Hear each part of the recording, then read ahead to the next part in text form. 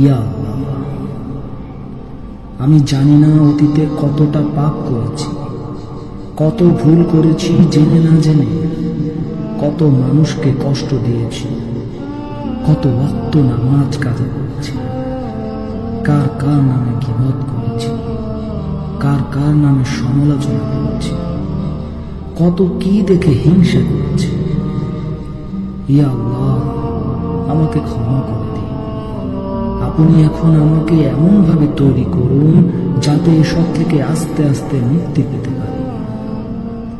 আমাকে আলোর পথ দেখান, আমার মনে ইসলামের প্রেম বাড়িয়ে দিন, আমার মনে তোমার ও তোমার রাসূলের প্রতি ভালোবাসা এনে দিন, ইসলামকে জানার ইচ্ছা বাড়িয়ে দিন।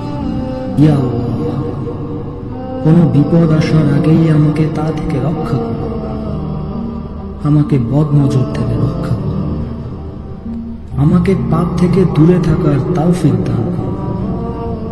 ইয়া আল্লাহ, আমার ঈমান বৃদ্ধি করে দিন, আমার মনকে নরম বানিয়ে দিন, আমাকে বেশি বেশি তওবা করার তৌফিক দিন, আমাকে হেদায়েত দান করুন।